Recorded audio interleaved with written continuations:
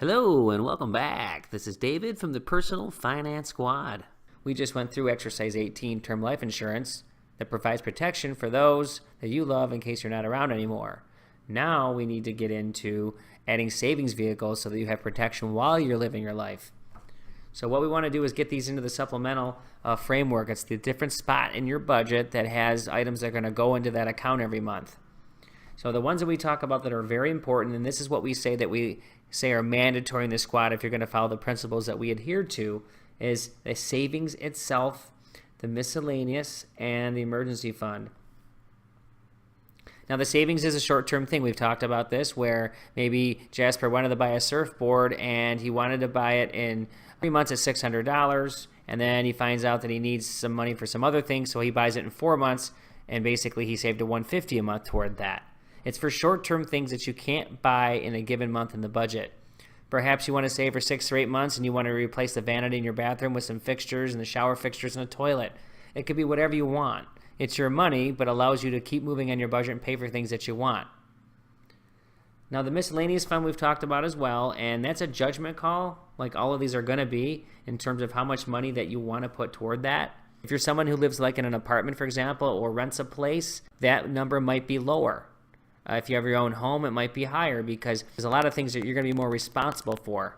We just don't know when the dishwasher is going to break or the lawnmower or a pipe bursts under your sink and you need a plumber. You could go 3 or 4 months without a problem, and then all of a sudden they all hit at the same time and that money is there, and that's why we do it. So you have to be comfortable with what you're putting in there, but you need to make sure you build it out. So again, if you're not where you want to be ultimately, just keep building it out and increase it to a point that you can afford it on a monthly basis and keep paying for these things when they occur, unfortunately. Emergency fund, we've talked about this, of course, as well, and it is recommended that you have 3 months. Some people say 6. We here in the Personal Finance Squad like to have 6, but it is a hard thing to do for people. It's hard for them to even fathom it, and the younger you are, the harder it is to fathom because most young people don't even think about putting money away for retirement. It's a different concept. If you've gone all your life without doing it and you're getting by, then you don't think to yourself, why do I need it? But again, we're planning for today and living for the future because keep in mind, 75% of all people can't afford to retire and they live paycheck to paycheck. So you don't know when things are going to come. So let's just say at 3 months you lose your job. Are you going to be able to get a job within 3 months at that time?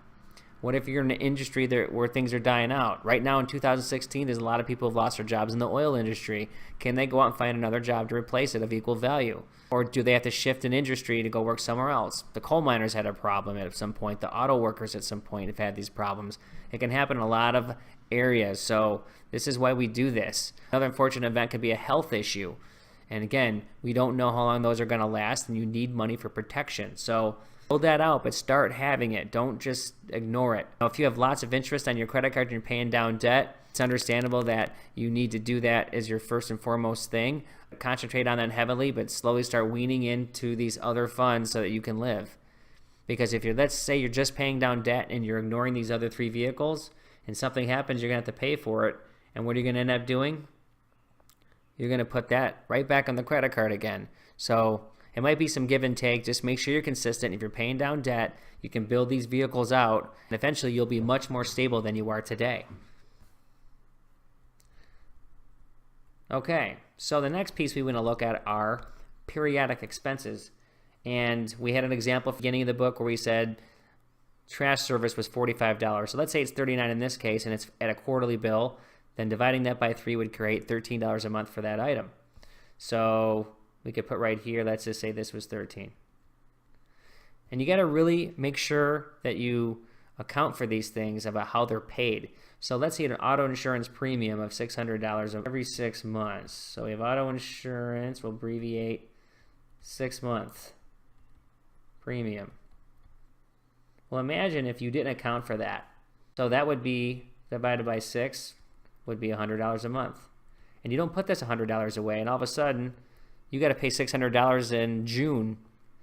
All of a sudden that's going to really destroy your budget because you might have to pull from other places that you've committed money already to that you've paid for and don't have that there. Very important, which kind of leads into this 12-month cycle here, which we're saying we brand this on all these exercises the squad has provided in the book and the videos, but you need to make sure you account for them yourself. And you should be able to pick off the main things, the big things. They're pretty obvious. And if you don't know for sure, then just go look, over the last year or 3 to 6 months in your bank statements to really start thinking about the things you pay for regularly, and you'll know. And I missed something here and there, but it won't be big. Over the course of a month or two, you should really have everything nailed down. Some things in here to think about that kind of come up on this category.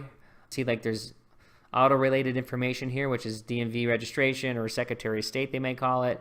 License plates, license itself like a renewal. Maybe you're getting a license for your son or daughter or something like that. And you can see now that this is actually the 5th item we've talked about in relation to having a car or paying for auto.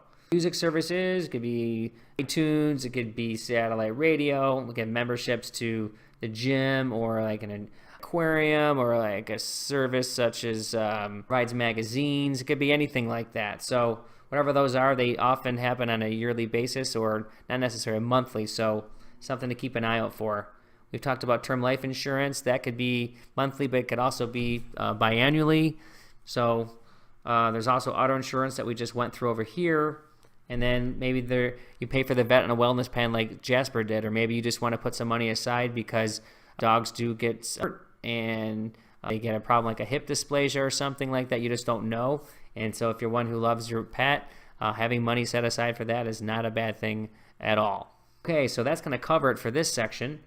And as we get into the next exercise, we're going to talk about actually filling out the supplemental worksheet, which is part 2 in the budget example that we use for the template for your budget that you've been filling out. If you've noticed in the bottom of the sheet, it'll say the budget, and the next tab is supplemental. So you can manage them right together in there.